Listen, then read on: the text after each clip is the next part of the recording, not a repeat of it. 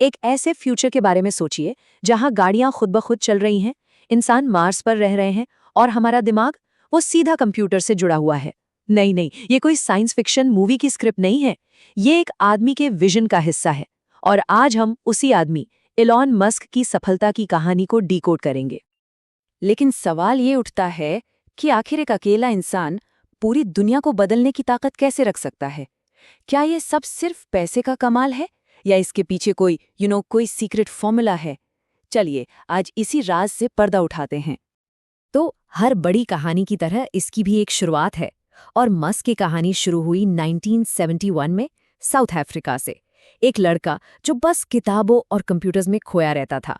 उसने शायद खुद भी नहीं सोचा होगा कि एक दिन वो टेक की दुनिया का बादशाह बन जाएगा। साउथ अफ्रीका से सीधे सिलिकॉन वैली। यहाँ आकर मस्क ने सिर्फ सपने नहीं देखे, उन्होंने उन सपनों को हकीकत में बदलना शुरू कर दिया। उनकी जो पहली 2 कंपनियां थी ना, उन्होंने सिर्फ उन्हें अमीर नहीं बनाया, बल्कि पूरी दुनिया को इंटरनेट के फ्यूचर की एक झलक दिखा दी। जरा इनकी रफ्तार देखिए। 1995 में Zip2 शुरू किया और बस 4 साल में बेच भी दिया। फिर 2000 में शुरू हुआ X.com, जो आगे चलकर बना पेपैल, और 2 साल के अंदर ही eBay ने उसे खरीद लिया। सोच कर देखिए, 7 साल के अंदर 2 कामयाब कंपनियां बनाकर बेचना, ये तो बस उनके दिमाग का पहला नमूना था। Zip2 से उन्हें मिले $22 मिलियन। और ये सिर्फ एक नंबर नहीं था, बिल्कुल नहीं। ये था उनके अगले बड़े सपनों का फ्यूल। और जब पेपैल बिका तो उस पैसे से उन्होंने वो काम किया जिसे उस वक्त सब लोग पागलपन कह रहे थे, जैसे कि प्राइवेट रॉकेट बनाना या इलेक्ट्रिक गाड़ियां। कौन करता है ये सब? और उन्हीं शुरुआती कामयाबियों की नींव पर मस्क ने आज एक ऐसा एम्पायर खड़ा कर दिया है जो सिर्फ हमारी दुनिया को नहीं बदल रहा, बल्कि हमें सितारों के पार ले जाने का सपना दिखा रहा है। ये सिर्फ कुछ कंपनियों का ग्रुप नहीं है, ये फ्यूचर का एक ब्लूप्रिंट है। उनकी 2 सबसे बड़ी कंपनियों के मिशन देखिए कितने अलग हैं। एक तरफ है टेस्ला, जिसका मकसद है इस धरती को बचाना सस्टेनेबल एनर्जी के जरिए, और दूसरी तरफ है स्पेसएक्स, जिसका सपना है इस धरती के पार दूसरे ग्रहों पर इंसानी बस्तियां बसाना, एक जमीन के लिए तो दूसरा आसमान के लिए। अब जरा नंबर्स पर नजर डालते हैं, क्योंकि ये नंबर्स उनके साम्राज्य का स्केल बताते हैं। टेस्ला, जो एक पब्लिक कंपनी है, उसका रेवेन्यू है लगभग $98 बिलियन, ठीक है। और फिर है स्पेसएक्स, ये एक प्राइवेट कंपनी है, रेवेन्यू उसका कम है, लेकिन इसकी वैल्यूएशन सुनिए, लगभग $400 बिलियन, मतलब कमाल है। लेकिन मस्क सिर्फ गाड़ियों और रॉकेट्स तक ही सीमित नहीं रहे, बिल्कुल नहीं।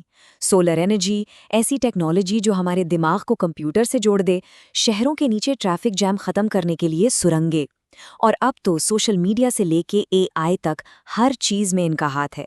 ऐसा लगता है जैसे कोई भी इंडस्ट्री इनकी पहुंच से दूर नहीं। तो सवाल फिर वही आता है, आखिर उनकी इस सक्सेस का राज क्या है? ये लक का खेल तो बिल्कुल नहीं है। इसके पीछे एक पूरा मॉडल है, एक सिस्टम है, और उस सिस्टम के 3 स्तंभ है।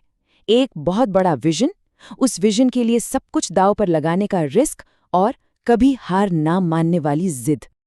उनका ये कोट उनके पूरे विजन को समझा देता है, to make humanity multi planetary, मतलब इंसानियत को एक से ज्यादा ग्रहों पर बसाना। ये कोई बिजनेस प्लान नहीं है, ये एक मिशन है। एक ऐसा मिशन जो हमारी पहचान को ही बदल दे, एक ग्रह के वासियों से कई ग्रहों के वासियों में। तो ये है द मस्क मेथड, 3 आसान स्टेप्स में। स्टेप 1, एक इतना बड़ा विजन सेट करो कि लोग उसे पागलपन कहें। स्टेप 2, उस विजन को पूरा करने के लिए बड़ा रिस्क लो, मतलब अपना सब कुछ दांव पर लगा दो, जैसे उन्होंने अपनी सारी दौलत स्पेसएक्स में लगा दी थी। और स्टेप 3, जो शायद सबसे जरूरी है, फेलियर से डरो मत। जब चीजें गलत हों तो उनसे सीखो और आगे बढ़ो। और इसका सबसे बड़ा एग्जाम्पल स्पेसएक्स। उनके शुरुआती 3 रॉकेट लॉन्च फेल हो गए, एक के बाद एक आग के गोले बन गए। कंपनी बिल्कुल डूबने की कगार पर थी। सोचो, कोई और होता तो क्या करता? शायद सब कुछ बंद कर देता। लेकिन मस्क ने हार नहीं मानी, उन्होंने अपना आखिरी दांव खेला और चौथा लॉन्च सक्सेसफुल रहा। इसे कहते हैं परसिवियरेंस। तो इस पूरी अनोखी कहानी से हमें क्या सीखने को मिलता है? कुछ ऐसे कोर प्रिंसिपल्स हैं जो उनकी हर सफलता के पीछे है, और हो सकता है यह हमारे भी काम आ जाए। चलिए इनकी टेकअवेज को आसानी से समझते हैं। पहला, सोचो तो बड़ा सोचो, सिर्फ कंपनी मत बनाओ, ह्यूमैनिटी को बदलने का मकसद रखो। दूसरा, हाई रिस्क हाई रिवॉर्ड। अगर कुछ ग्राउंड ब्रेकिंग करना है तो रिस्क तो लेना पड़ेगा। तीसरा, लॉन्ग टर्म सोचो, शॉर्ट टर्म प्रॉफिट के पीछे मत भागो, फंडामेंटल टेक्नोलॉजी बनाओ। चौथा, एक ही चीज में मत अटके रहो, अलग अलग इंडस्ट्रीज में प्रॉब्लम सॉल्व करो। और सबसे इंपॉर्टेंट पांचवा, फेलियर को फेलियर मत समझो, उसे डेटा समझो। हर गलती एक सीख है। तो ये थी कहानी इलॉन मस्क की, एक ऐसे इंसान की जिसने हमारे सोचने के दायरे को ही तोड़ दिया है।